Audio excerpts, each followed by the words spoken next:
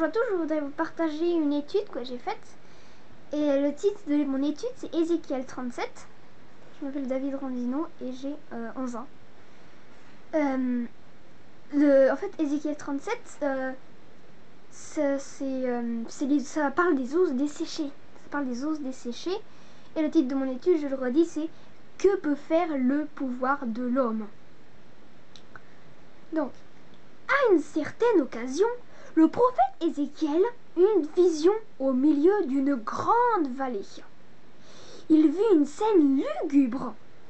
La terre était couverte sur toute son étendue d'ossements desséchés. On lui posa cette question: Fils d'homme, ces os pourront-ils revivre? Il répondit: Seigneur éternel, c'est toi qui le sais. Que peut faire l'homme quand de telles occasions se présentent? Rien, car ce n'est que la puissance miraculeuse de Dieu qui peut faire ce miracle. Ce n'est pas l'être humain qui communique la vie. Nous voyons que Dieu pose une question au prophète, et le prophète, comme nous le voyons, dit tout de suite à Dieu que Christ a le pouvoir de le faire, car il ne peut pas le faire. Il se rend compte que l'homme, il peut rien faire. Que l'homme, en fait, il est aussi petit qu'un grain de moutarde par rapport à Dieu. Dieu, lui, il peut faire, grâce à sa puissance miraculeuse, il peut le faire. Les âmes de ceux que nous désirons sauver sont comme la représentation des ossements. Ils sont morts dans leur délit et dans leur péché. Mais Dieu veut que nous les traitions comme s'ils étaient vivants. Il ne faut pas les traiter méchamment, les mettre d'à part, les mettre à côté. Il faut les traiter comme des frères. Jésus, notre modèle, il n'a pas repoussé les personnes de mauvaise vie. Il a été avec eux pour pouvoir les sauver de leurs péchés. Le Seigneur, il nous donne ce pouvoir quand nous sommes vraiment attachés à lui. Nous, en tant qu'adventistes, il nous le donne. Il nous le donne. Mais Dieu veut que nous les traitions comme s'ils étaient vivants. Si la question nous était posée: Fils d'homme, ces os pourront-ils revivre? Notre réponse ne serait qu'une confession d'ignorance: Seigneur éternel, c'est toi qui le sais. Cette prophétie s'accomplit pour ceux qui ne connaissent pas Dieu et que nous devons instruire.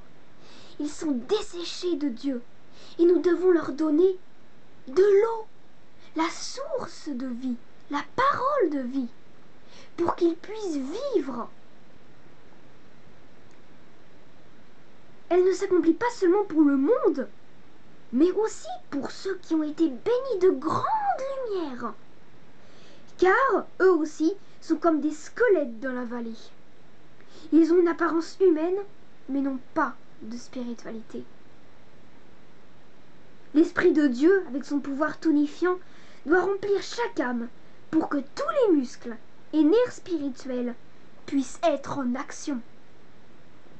À moins qu'il y ait une véritable conversion de l'âme à Dieu, à moins que le souffle vital ne tonifie l'âme à la vie spirituelle, à moins que les enseignants de la vérité soient mûrs par les principes venant du ciel. Ils ne sont pas nés de la semence incorruptible qui vit et durera toujours. Le renom d'être vivant, mais d'être mort. Le renom d'être vivant et d'être mort. Ils disent oui, on est spirituel, on est vraiment accroché à Jésus, mais quand viennent les difficultés, ils tombent. Ils tombent. Parce qu'ils tiennent leur sac d'orgueil. Ils ne veulent pas le lâcher pour qu'ils puissent tenir Jésus. Ils veulent garder leur sac d'orgueil, d'égoïsme. Nous devons leur donner ces messages. Réveille-toi, toi qui dors dans la poussière de la terre. Réveille-toi d'entre les morts, et le Christ resplendira sur toi. Donc dans Proverbe 17, chapitre 17, Proverbe chapitre 17 et le verset 22, nous voyons que c'est écrit: un cœur joyeux fait un bon remède, mais l'esprit abattu dessèche les os. Nous voyons que quand nous sommes joyeux et que nous avons Jésus dans notre cœur, c'est un bon remède. Mais un esprit abattu dessèche les os. Et qui veut dire que quand nous sommes un faux chrétien, eh bien nous sommes tristes. Même dans les difficultés, quand nous sommes accrochés à Jésus, nous ne devons pas être tristes, car Dieu nous donne toujours la joie. Nous sommes toujours joyeux avec lui. Même quand il y a quelque chose, par exemple, d'horrible, par exemple un décès ou par exemple quelqu'un qui meurt comme ça. Il faut être joyeux, car le Seigneur nous donne la force de surmonter ces épreuves.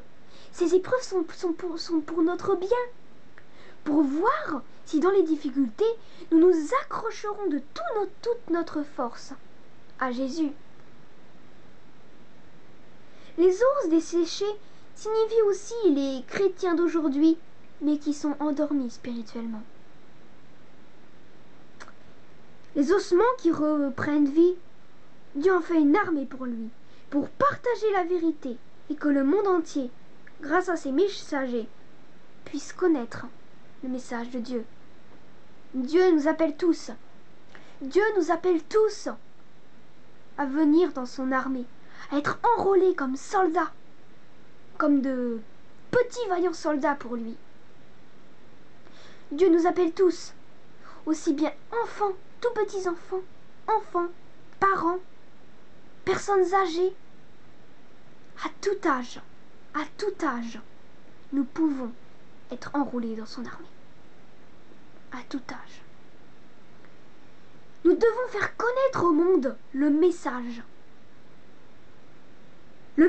de Dieu. Le Seigneur revient bientôt. Il ne faut pas perdre une seconde. Il revient tellement bientôt qu'il ne faut pas perdre de temps. Le Seigneur revient bientôt. Soyons courageux et enrôlons-nous dans l'armée du Seigneur.